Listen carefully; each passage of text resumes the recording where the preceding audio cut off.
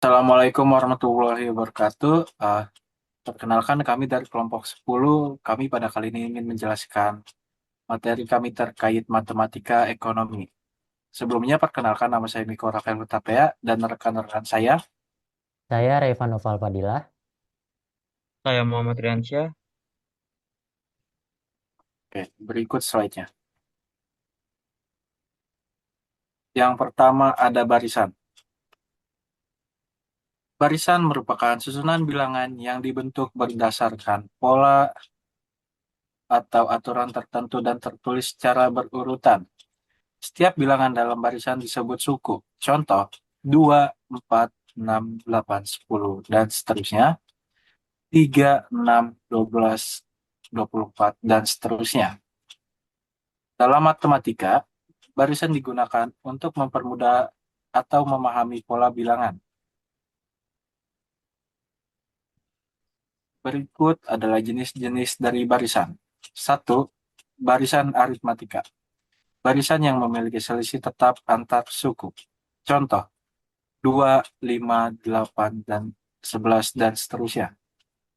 Contoh selisihnya sebagai berikut. 5 dikurang 2 sama dengan 3. 5 itu merupakan U2 dan 2 merupakan U1. Yang dimana rumusnya itu adalah U2 dikurang U1. Dan juga seperti 8 dikurang 5 sama dengan 3. Maka bedanya dalam kurung B sama dengan 3. Yang kedua ada barisan geometri. Barisan yang memiliki rasio atau perbandingan tetap. Contohnya 2, 6, 12, 24, dan seterusnya. Berikut contoh rasionya. 6 sebagai U2 dibagi 3 sama, sebagai U1 sama dengan 2. Dan juga 12 sebagai U3 dikurang U2 sebagai 6 sama dengan 2. Maka rasio dalam kurung R sama dengan 2.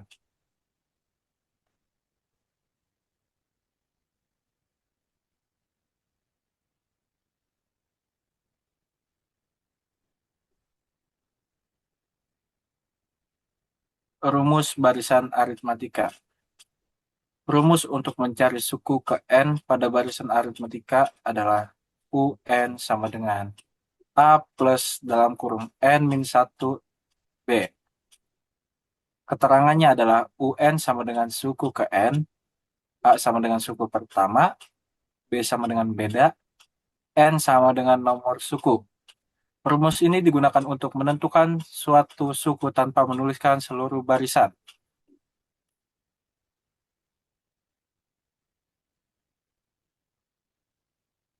Contoh soal, diketahui barisan 4, 7, 10, 13, dan seterusnya. Yang ditanya, tentukan suku ke-12. Di sini diketahui bahwa A sama dengan 4, B itu 7, dikurang 4 sama dengan 3. Kenapa hasilnya bisa jadi 3? Karena U2 dikurang U1. N-nya itu adalah ini, 12.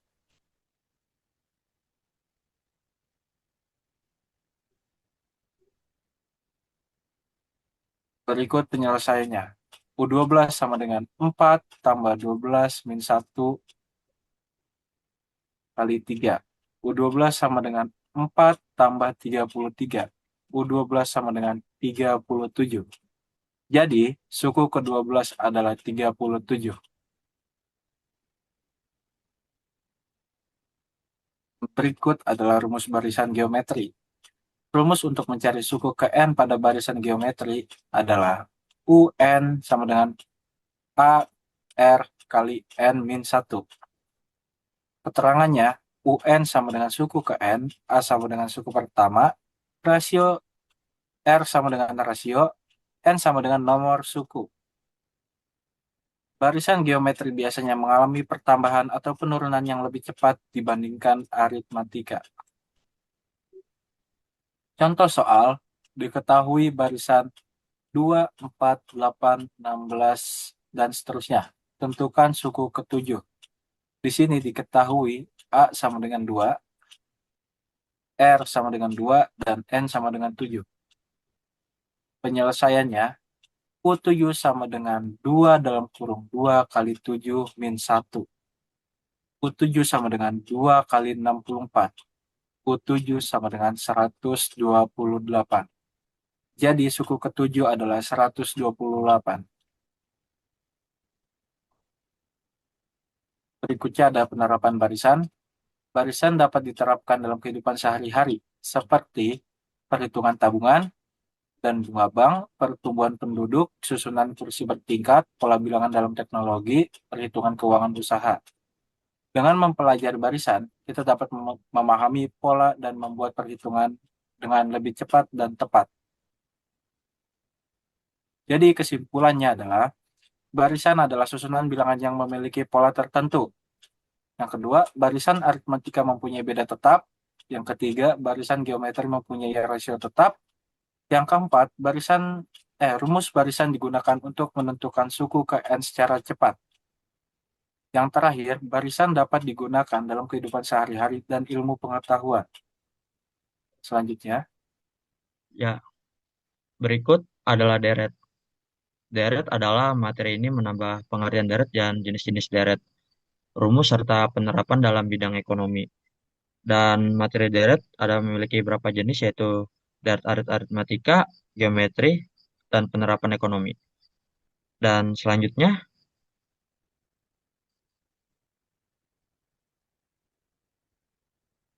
dasar penting dalam perhitungan ekonomi.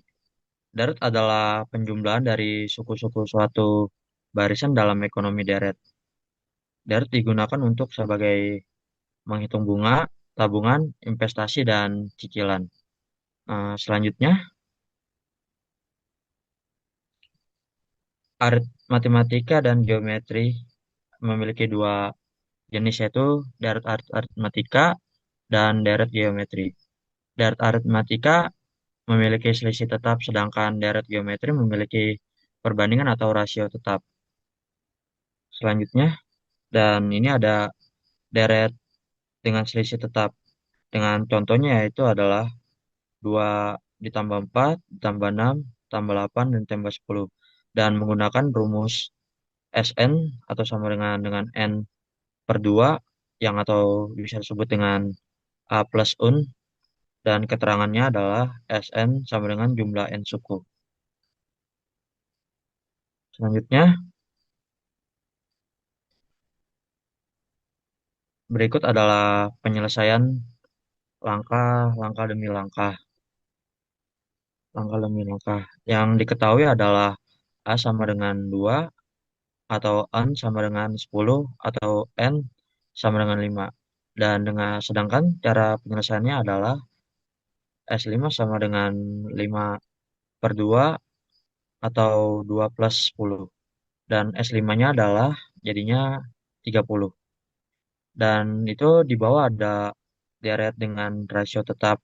Contohnya seperti 2 ditambah 4 dan plus 8 dan plus 16, yaitu menggunakan rumus Sn atau sama dengan A kurung tutup R kuadrat N dikurang 1, atau R dikurang 1. Digunakan pada perhitungan bunga majemuk. Dan untuk selanjutnya, perhitungan menggunakan rumus geometri. Seperti yang kita lihat, perhitungan menggunakan rumus geometri yang diketahui adalah A sama dengan 2, R sama dengan 2, dan untuk N sama dengan 4. Untuk cara penyelesaiannya adalah S4 sama dengan 2, atau kurung tutup 2 kuadrat 4 dikurang 1, atau bisa disebut 2 dikurang 1. Dan untuk penyelesaian akhirnya adalah S4 sama dengan 30. Dan untuk di bawahnya itu ada penggunaan deret dalam kehidupan ekonomi. Untuk deret dalam kehidupan ekonomi adalah penerapan deret dalam ekonomi. Adalah seperti bunga majemuk, kredit dan cicilan, atau investasi, atau penyusutan aset, dan analisis keuntungan. Untuk selanjutnya, dan pada bagian ini adalah perhitungan modal dan investasi. Seperti contohnya adalah rumus bunga majemuk seperti MN atau MO yang adalah 1 + I atau dikuadratkan N.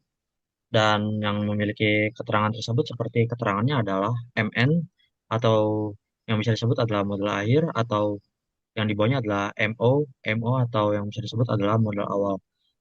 Dan juga ada I atau yang bisa disebut sebagai bunga, dan N yang bisa disebut waktu.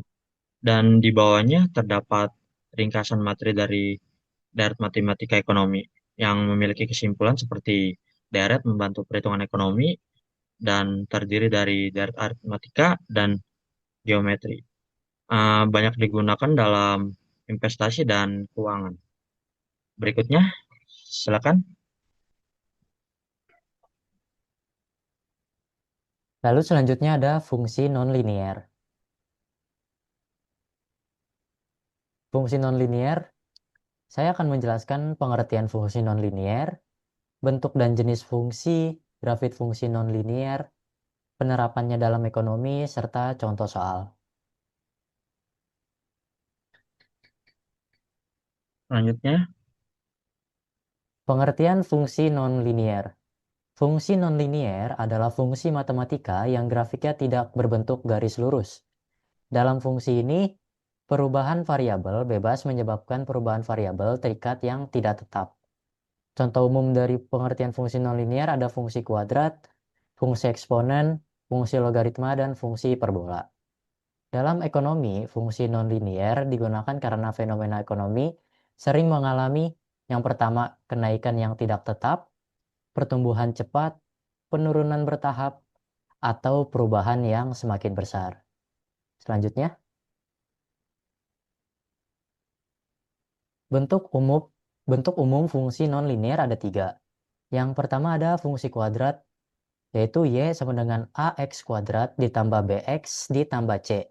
Dengan ciri yang pertama, yaitu grafik berbentuk parabola. Yang kedua, bisa terbuka ke atas atau ke bawah. Yang kedua ada fungsi eksponen. Y sama dengan AB kuadrat X. Dengan ciri yang pertama, pertumbuhan sangat cepat. Yang kedua, banyak digunakan dalam pertumbuhan ekonomi. Yang ketiga ada fungsi logaritma. Y sama dengan log X. Dengan ciri yang pertama, pertumbuhan lambat. Yang kedua, digunakan dalam analisis utilitas dan produksi. Selanjutnya, grafik fungsi nonlinier. Fungsi nonlinier memiliki bentuk grafik yang melengkuh. Di bawah ada contoh fungsi kuadrat dari Y sama dengan X kuadrat 2. Penjelasannya, saat nilai X meningkat, nilai Y meningkat lebih cepat. Grafik tidak membentuk garis lurus. Yang terakhir, perubahan nilai tidak konstan. Selanjutnya, ada fungsi nonlinier dalam ekonomi.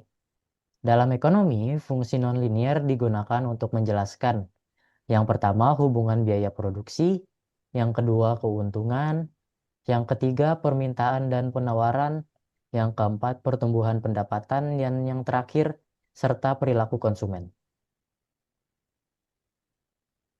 Selanjutnya, fungsi nonlinier dalam ekonomi. Dalam ekonomi, fungsi nonlinier digunakan untuk menjelaskan yang pertama, karena kondisi ekonomi di dunia nyata jarang berubah secara tetap atau konstan. Contohnya, keuntungan perusahaan tidak selalu naik secara tetap.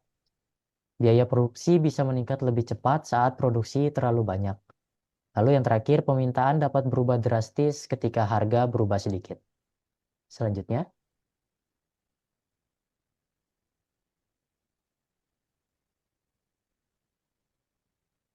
fungsi biaya total.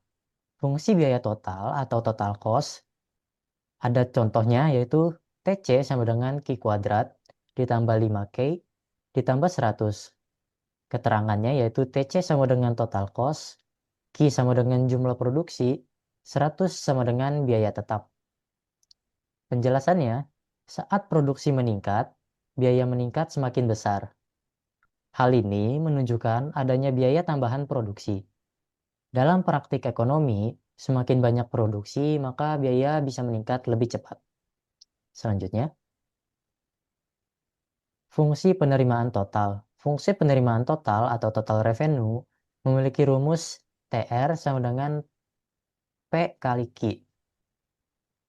Jika P sama dengan 50 dikurang Q, maka TR sama dengan buka kurung 50 dikurang Q, tutup kurung, Q. TR sama dengan 50 Q dikurang Q kuadrat. Penjelasannya, penerimaan awalnya meningkat. Namun, setelah titik tertentu, penerimaan bisa saja menurun.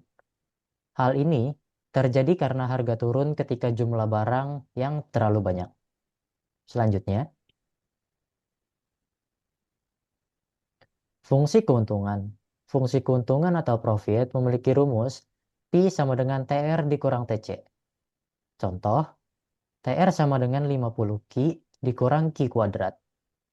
TC sama dengan Q kuadrat ditambah 5 Q ditambah 100. Maka, Pi sama dengan buka kurung 50 Q dikurang Q kuadrat, tutup kurung, dikurang buka kurung Q kuadrat ditambah 5 Q ditambah 100, tutup kurung. Jadi, Pi sama dengan 45 Q dikurang 2 Q kuadrat dikurang 100. Penjelasannya, keuntungan tidak selalu naik terus. Ada titik maksimum dari keuntungan. Lalu yang terakhir, perusahaan harus menentukan jumlah produksi yang optimal. Selanjutnya, contoh penerapan dalam kehidupan nyata. Yang pertama, produksi barang. Semakin banyak barang yang diproduksi, maka biaya tenaga kerja akan meningkat, penggunaan mesin yang bertambah, biaya operasional yang naik. Yang kedua, ada penjualan produk. Jika perusahaan menurunkan harga, maka jumlah pembeli akan meningkat, tetapi keuntungan per barang akan menurun. Yang selanjutnya ada contoh soal. Contoh soal dari fungsi keuntungan. Diketahui TR sama dengan 60 Q dikurang Q kuadrat. TC sama dengan Q kuadrat ditambah 10 Q ditambah 50. Tentukan fungsi keuntungannya. Lalu ada penyelesaiannya. Rumus dari keuntungan adalah Pi sama dengan TR dikurang TC. Di sini kita perlu mensubstitusikan menjadi Pi sama dengan buka kurung 60 Q dikurang Q kuadrat, tutup kurung, dikurang buka kurung Q kuadrat ditambah 10 Q ditambah 50, tutup kurung. Lalu kita bisa mensederhanakan menjadi Pi sama dengan 60 Q dikurang Q kuadrat dikurang Q kuadrat dikurang 10 Q dikurang 50. Lalu hasil akhirnya adalah Pi sama dengan 50 Q dikurang 2 Q kuadrat dikurang 50.